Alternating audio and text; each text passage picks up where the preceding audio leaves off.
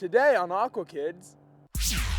Travel with the Aqua Kids to a maritime forest and discover the flora and fauna that thrive there. Plus, learn how dunes and dune plants can protect the environment from destructive storm surges. So, ready to make a difference? Building a better planet starts with you. Aqua Kids, traveling around the world, going where we've never been before, having fun and so much more, learning from our friends of the sea, saving them is up to you and me.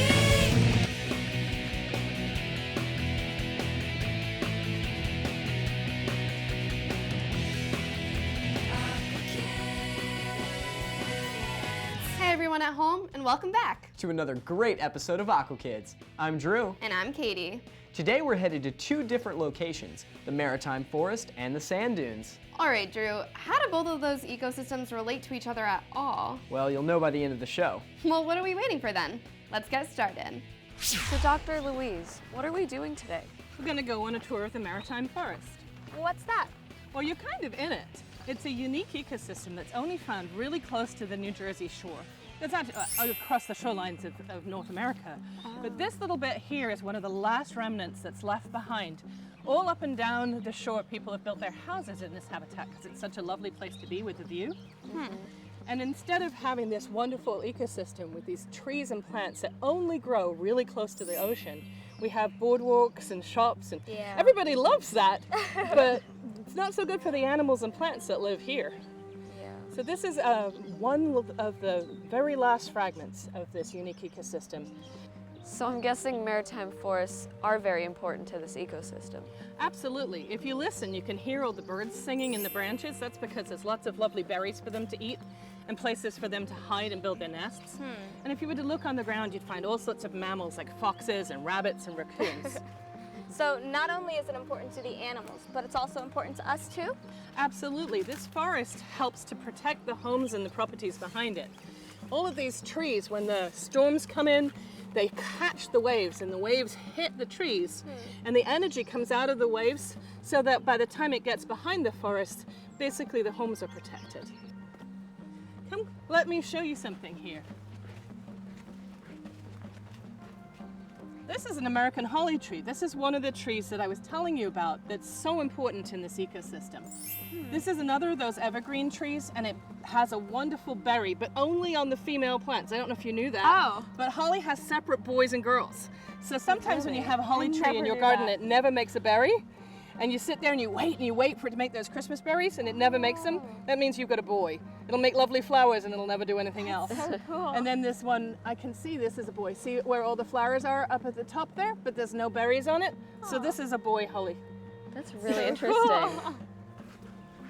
And look at this. This is a beach plum. It's just beginning to set fruits. So you can actually see the little baby plums on the branches here. Oh, that's so cool. Those plums are actually pretty good to eat when they get ripe. They'll be at the end of the summer. And they get about the size of a large grape, and about half of them seed. So they're not nearly as good as this plum that you get in the store. Cool. So hey guys, look over there. That's a bayberry tree. Wow. Let's have a look at that. So we're gonna come and see. Oh, this is awesome. Look at this, it's all full of berries. Oh, there's so many of them. So you said they're bay berries, so does that mean these are bay leaves? Well, yes and no. The bay tree that you buy in the grocery store, bay leaves, is really closely related to this one, but it's not the exact same species. But if you crush up a leaf, can I give you each a leaf? Yeah. Crush up the leaves and smell them. I know that doesn't exactly make good TV, but oh, this is such a gorgeous smell. smells really it smells good. just like your kitchen. Oh, it does. And that's one of the reasons that these berries are so attractive for candles, because wrapped around these berries when they're ripe is a whole bunch of wax. And the wax is going to, it's a tiny, tiny bit of wax, but it has that aroma that we just smelled. And when the early settlers came to this shore, there was very little wax available for candles. So they would gather up these berries, and you can see how small they are. You can imagine it was thousands and thousands of Yeah, berries. they're really small. Yeah. And then they would boil up the berries for the wax coating, and the wax coating would be used to make candles. And those candles, when you burn them, had that great bay aroma. So it was a really good 2-for-1. This forest is just really cool. I never knew that So many species in such a vast forest could just be not even a mile from the shore. I know, isn't it? And the soil is so bad, it's amazing anything grows here at all. So we're getting towards the end of the trail. Yeah, well, thank you so much for just showing us a lot about this forest. It was really cool learning about this. Like, I didn't even know most of the stuff here could, like, be here. It was really a great experience walking along this trail. I'm so glad you enjoyed it. Oh, and one more thing before we leave. What's that? Look down to your right there. What's that? Is that a cactus, like here? It is a cactus like here. Yeah.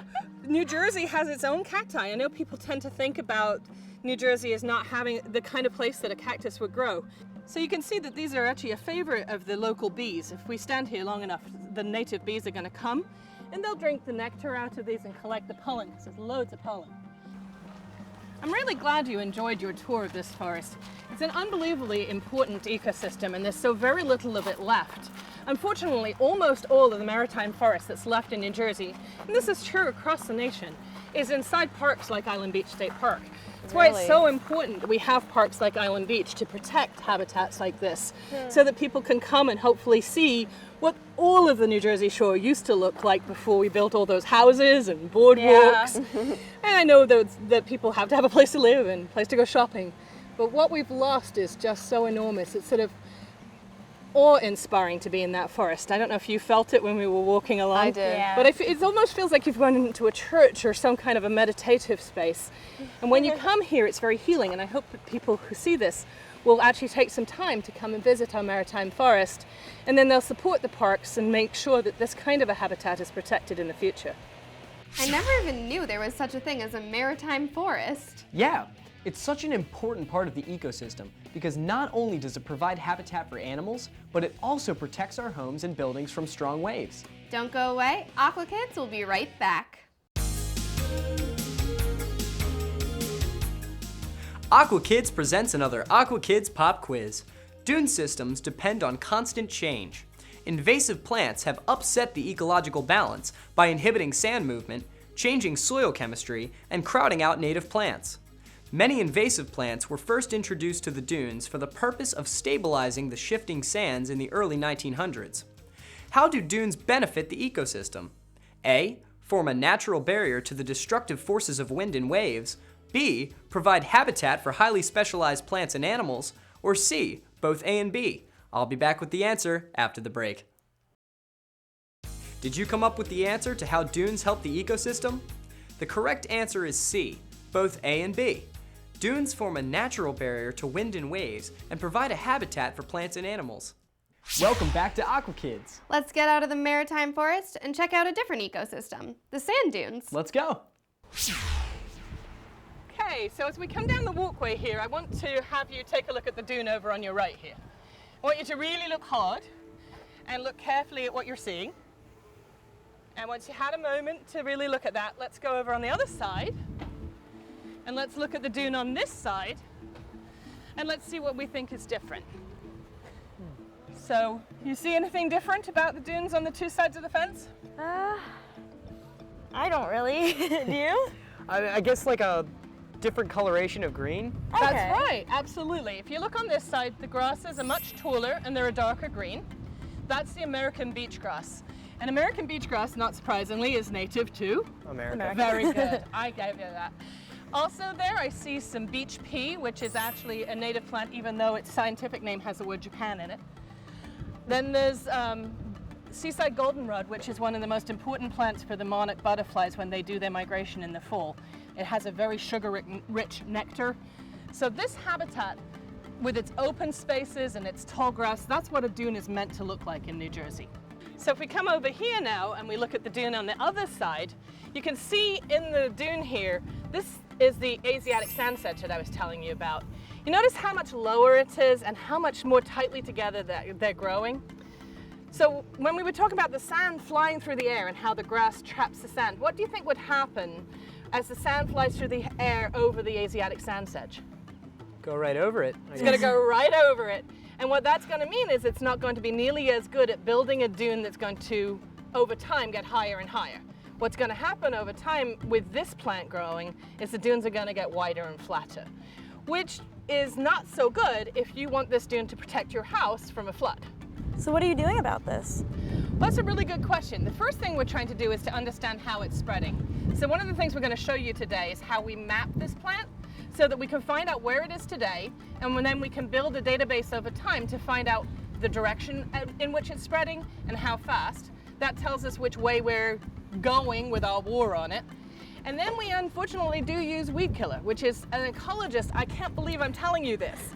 If you'd asked me this 20 years ago, I'd have told you weed killers are the worst things. They're environmental chemicals, they're bad in every way. But there's what we call biological pollution, and this is an example of biological pollution. Chemical pollution, you put a chemical in the environment and certainly it's a bad thing, but eventually it breaks up and it goes away. This kind of pollution, biological pollution, if you leave it in the environment, gets bigger and bigger and bigger and worse and worse and worse. So I'm kind of picking my battles a little bit with this. And in this case, we're using a weed killer called Roundup, which is not a nice chemical at all, but it's about the only thing, because this sedge is feisty. If you could dig down underneath it, you'd have about a 4-foot root system underneath there. So you can't dig it up. And it's very hardy to other things that you might do, like mowing it doesn't really bother it very much. So we tried burying it to smother it. I just thought that was fun. So really it's just about weed killer at this point, which is unfortunate. So how did it get here? In the old days, ships used to travel when they were empty with sand in their ballast to help weigh them down so people didn't get seasick. And as they would come into port, they would dig the sand and the rocks over the side, and probably in that sand, all the way from Japan, were the seeds for this sedge. In order to prevent the spread of the invasive dune grass, Asiatic sand sedge, it is important to track the growth of the grasses using a GPS tracker. Aqua Kids Mira and Katie met up with Ryan to find out just how it was done. All right, Katie and Mira, so what we're gonna do is I'm gonna show you how we map the sand sedge on the dunes. So the GPS unit we have here, it's pretty much the same as the one you have in your car, only it's a lot more accurate. It's accurate to about 1/2 meter. And what it can do is it can also remember data that it has instead of just transmitting. And what's the point of mapping in the first place? Well, by mapping the bed of the sand sedge is we can see where it is at one particular point in time, so we can see how much it's moving, how much it's growing, and where it is on the dune to kind of keep track of it as we try to combat it. Oh wow. All right, let's get started. All right, so what we're gonna do is we're gonna start a new polygon on the GPS unit. So we'll start that, and then we'll start relaying signals to the satellites, and then we'll just walk around the perimeter of the dune, and each point that we step on, it'll plot where around the bed so that we can look at it later on a computer. Cool. All right, so let's go. This is high tech.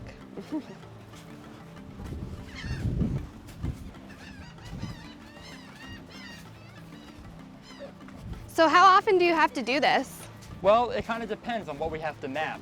So depending on the number of beds that we need to map, we can go out anywhere from once or twice a week to pretty much every day if we need to. Oh wow. And then usually we'll do about one study of a beach per year, so we can Okay. just kind of have a data point for that year to kind of compare that to previous years. That's cool.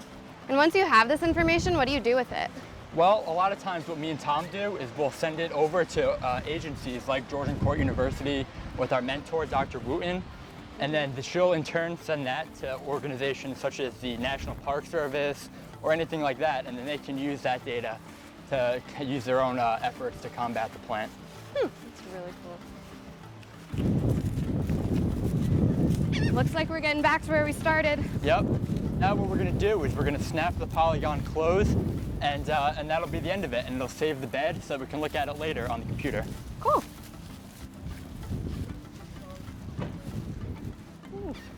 So by collecting all this data, you're then able to put it onto the computer, and then once you have it on the computer, you can learn what ways are easiest to combat this grass? So by looking at the data that we've collected, we can see where it is and how it's growing over time. So we can use to see what efforts there are to eradicate it. We can kind of see what's working, what isn't working, and kind of see, is there less than last year? Is there more than last year? To kind of help hone the efforts on what's actually working to get rid of it. It's scary to think that the Asiatic sand sedge is causing such a problem for naturally occurring sand dunes. But luckily, there are efforts in place to stop the sedge before it gets too far. Don't go away. When Aqua Kids returns, we get a chance to help plant some native dune plants. Welcome back to Aqua Kids. We're headed back to Island Beach State Park to plant some native dune plants. Well, let's get to work. Okay, so what we're going to do now is we're going to plant some of the native plants on the dunes. And what are they? That's American beach grass. That's the tall grass that we've seen growing already in some parts here. But other parts you can see still really need some grass on them. So what we're going to do today is we're going to put some new grass here to help hold the dunes. Okay. So what I think we're going to do is I think we'll make a row of plants in front of the plants that are already here. So we can maybe just do this little corner. And what we'll do is we'll put these plants in. They're going to go nice and deep because they need to get their feet down where there's a little bit of water in the sand. So when you're planting them, when we get them out here, you're not going to just plant the bit where the soil is because that would be too shallow and the rain would go right past them and they would die. So what we're going to do is we're going to plant them probably all the way up to the end of the brown there. So you're going to put them really deep, okay? So each one you're going to use your little shovel, make a nice deep hole, which is hard because the sand kind of pours in when you make a hole. And once you get a nice big hole, it's going to be a lot bigger than you think for this tiny little plant. You're going to put that plant in and we'll make the dune come a little bit forward from where it currently is. All right, well, let's get started. To work. So are we just gonna plant these randomly, or do we put them in a pattern, or? That is such a great question. In the old days, they used to tell you to put them 18 inches apart like soldiers on a battlefield. But we've done some science, and what we found is if you do that, it doesn't hold the dune as well as a randomly planted pattern. And unfortunately, people are really bad at planting things randomly. Humans just need pattern. So the pattern I'm going to tell you to try for is a circle. And the reason I'm going to tell you to try for a circle is that usually we don't do it very well. And yet that results in the best random pattern I've found. Nice. Let's get started. Okay, plant your plants. Okay, so dig, people, dig. When anybody's ready for a plant, just let us know. Sand just keeps coming right I back know. in. I know, isn't it fun? Go, Chloe. It's a lot harder than it looks. Yeah, it keeps falling. Yeah, it's Dig, keeping up. dig. Are you good, Chloe? Mine does not want to go. Nice and deep. Getting there. That's looking pretty good. Is that deep So enough or no? what you can do is if you take your shovel and as you're digging, kind of hold the sand with a shovel. So you kind of keep a hole and then put your plant in behind the shovel like that. Oh. And you can make a nice deep hole with your shovel and slide the plant in behind it. And then you Okay. can bury it around. Okay, so then Oops. like, Try not to walk on Chloe's shovel. I can get it.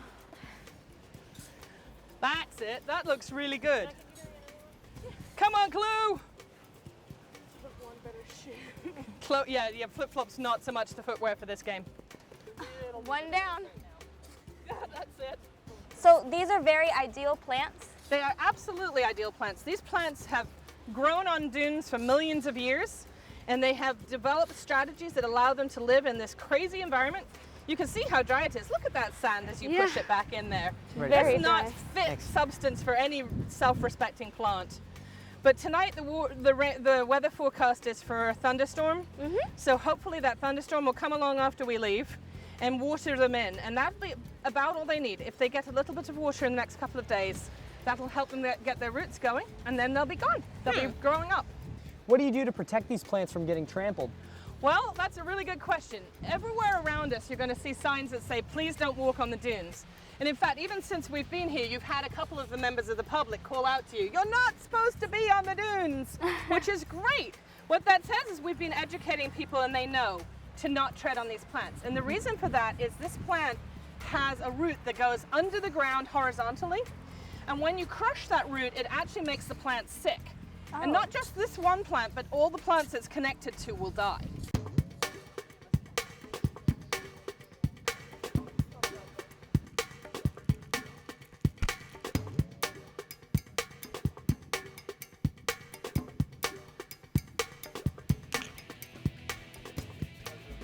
Well, thanks for having us. It looks like a little bit of work can go a long way to help protect everybody in the ecosystem. Yeah, it's amazing what just a few plants can do, isn't it? Planting those dune plants was quite the process. It sure looked like it, but it is very important to plant those grasses to help protect the dune. Aqua Kids will be right back.